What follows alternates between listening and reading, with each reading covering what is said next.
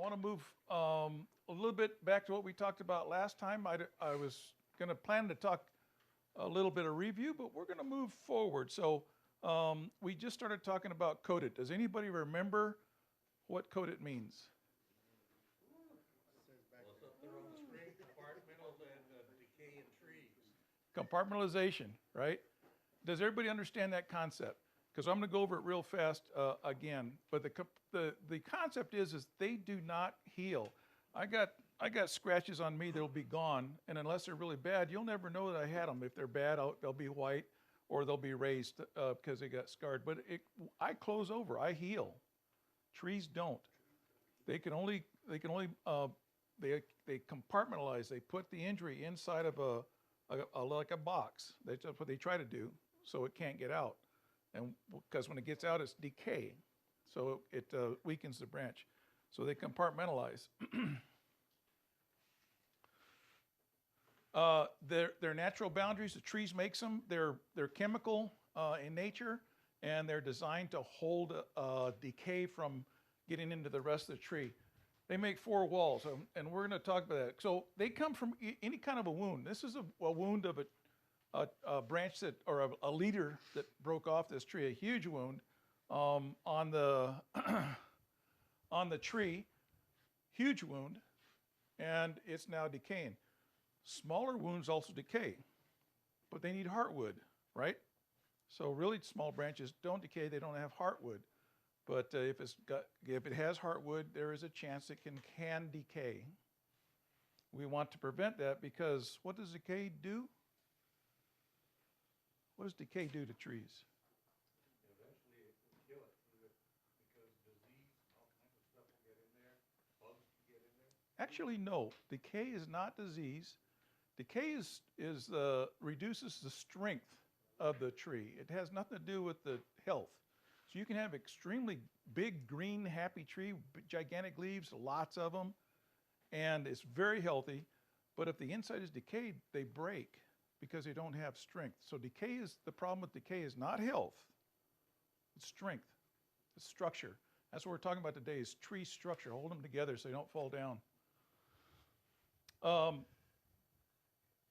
There's the 4 boundaries I talked about. They're called walls. And that's what the tree is trying to do is make a wall, make a boundary to hold the decay from moving. The first wall, if you remember, is these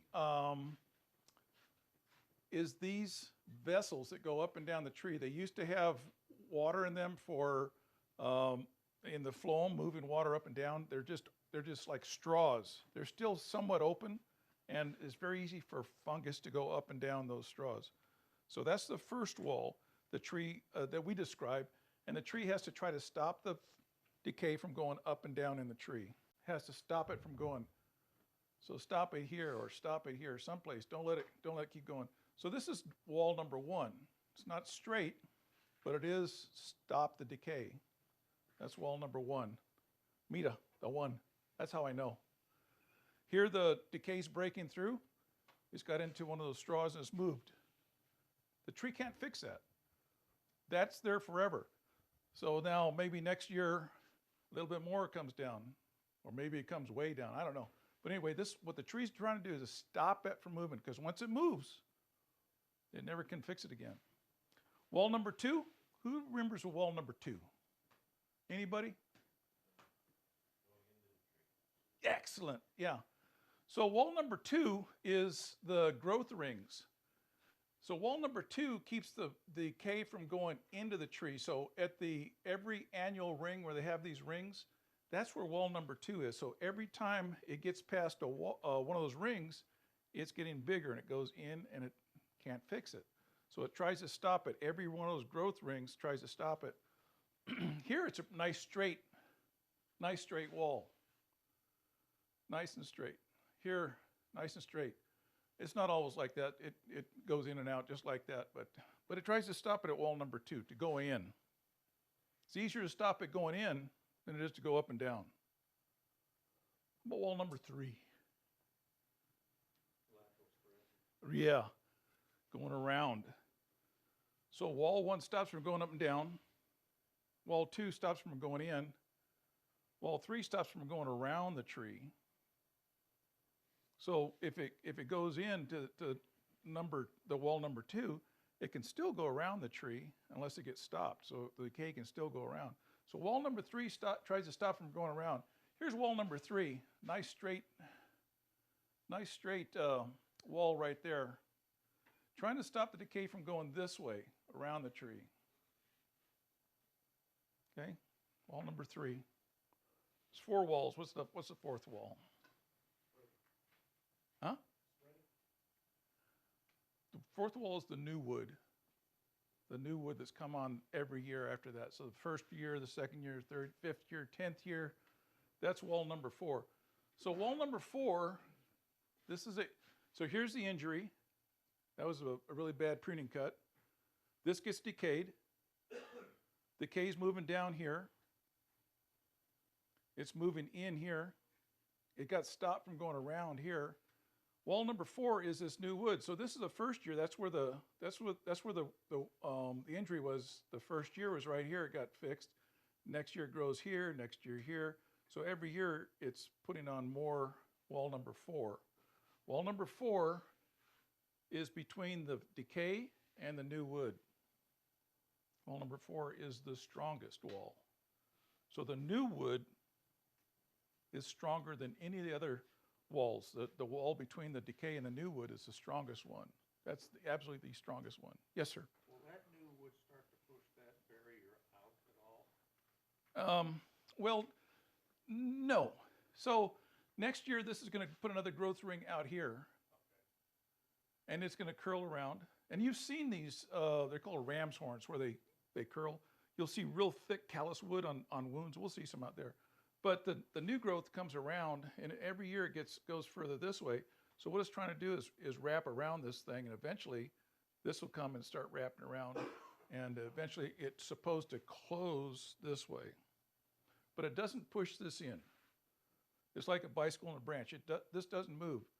It's stationary. It will move around. It'll move in.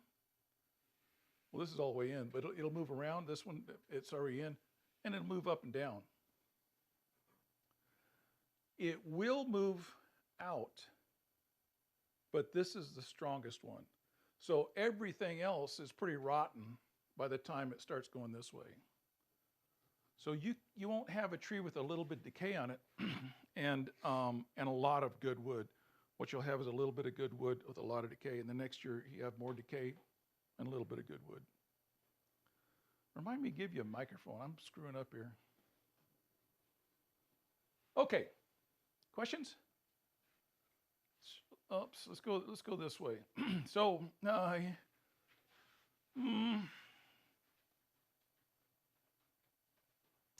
this is kind of a stylized picture. This is the wall number 1 is up and down. There's a 1 right there to kind of represent where it's going to try to stop it. So there's a lot of places in wall number 1, which is the vessels that it tries to stop it. So it might try to stop it here, here, here, as the vessels go up or down. Wall number 2 is the growth rings. Every one of those is a place that tries to stop it. Wall number 3 is the side. So every one of these ray cells, these cells that go linearly into the plant, that's number 3. That's where it tries to stop from going around. That's a kind of an artistic thing, but that's what the tree's really trying to do.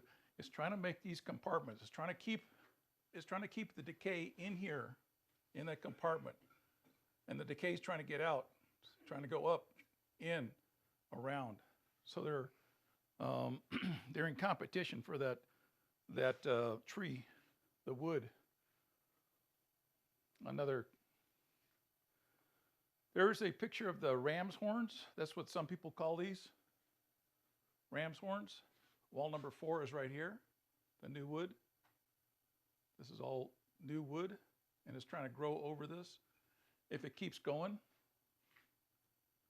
it may close someday. So this is the new wood, and the new wood is stronger than the wall 1, 2, and 3. Wall number 1, up and down. Wall number 2, in. Wall number 3, around. So the tree's trying real hard to hold that decay. Some trees are better than others. Anybody can think of a tree that decays real easily? Has a lot of decay in it. Every time you see them, you cut it. Palo Verde seem to decay easily, don't they? What about eucalyptus? Not really, huh? Not so much. Acacias? Mesquite trees don't decay very much either. Mesquite trees have pretty good wood most of the time. They have to be pretty old before they have a lot of decay in them, but they all get decayed. I mean, nothing lasts forever. They're going to decay someday. But some are worse than others. Cottonwood trees decay very easily. Willow trees, very easily. Topping is a heading cut. Did we talk about heading cuts? No. Good. We're going to talk about topping, a crime against nature. I didn't say that, but I wrote it up there anyway. It weakens a tree because the tree's using its energy to make new sprouts, for one thing. The sprouts are weak, so they break out when they get longer. The sprouts are weakly attached, they fall off. The wounds are large, and they decay easily. So if you make a wound in a large branch, you have a lot of heartwood, you have a lot of place for decay to go. And topping off will often lead to the decline of the tree. So topping is a health issue. It can be something that can cause the demise of your tree just because you cut it so hard by topping. So we don't do much topping anymore. Do you guys, as practice, do you know what I'm talking about with topping? Where you just cut big branches, don't care where you cut, just cut it. Do you do that? No. Anybody? No. Did you raise your hand because you top? Yeah, I had a, Hang on a second. Hang on a second. Here you go. Here you go, Kevin. I had a tree at my house that it's a mesquite tree. It was probably 35 feet tall, good-sized tree. The whole top of it, when I moved into the house, had the worst case of mistletoe I'd ever seen. It was completely thick. You couldn't even see through it. And I had to top it because I wanted to get rid of all that mistletoe. And it took about a year where it didn't really grow much, and then this year it finally started to grow, and it's growing quite rapidly now. Uh-huh. But it's a case that I had to do it because it was so thick with mistletoe, I didn't have another choice that I knew of. So is that a good? Oh, okay. So he had a reason to top because it was trying to get rid of mistletoe, which is a health issue. So if you get rid of the mistletoe, then you have a tree that looks prettier again. You're hoping, and it doesn't have the mistletoe hanging on. It's no longer unhealthy. Well, that's a tough call, and the reason is because mistletoe grows all the way down to the ground. So you may get mistletoe popping up on that tree again.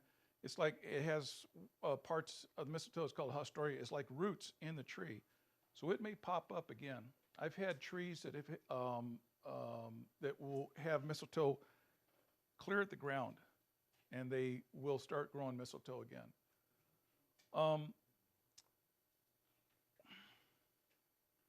We do sometimes have to deal with trees that have been damaged, but most we don't try to do that to them, but we try to fix them after it's done. So I'm not going to say you did something wrong, but it's normally better not to do that. So, but we can talk later about that. But normally it's not a good idea to top, to cut branches like that. Those big heading cuts, normally not a good idea for whatever reason. And one of the reasons is, honestly, because later on, because the branches are held on weakly, they're not held on very, very strong. When they get bigger and they fall off, then that's when you have people getting hurt. So if it lives and then it breaks and hurts somebody, then it's not a good thing. And there are a lot of lawsuits because trees are topped, they grow branches, those sprouts fall off and hurt somebody. Well, the branches I was cutting were, I think the largest one was probably 5 inches. Yeah, so that's not a huge tree. It's not a eucalyptus. No. Yeah, so What would you have done in that case? same thing as you. No, I'm not sure what I would have done. I spent a lot of time taking mistletoe out of trees, but I, I don't know what I would have done. I might have just cut the whole tree down. I don't know, to be honest with you. I mean, I'm just telling you, for the most part, don't top. Don't do topping. And the city doesn't do that like they at one time they did a lot of topping. The arborists thought they were doing the right thing. The arborists that work for the city. Anyway,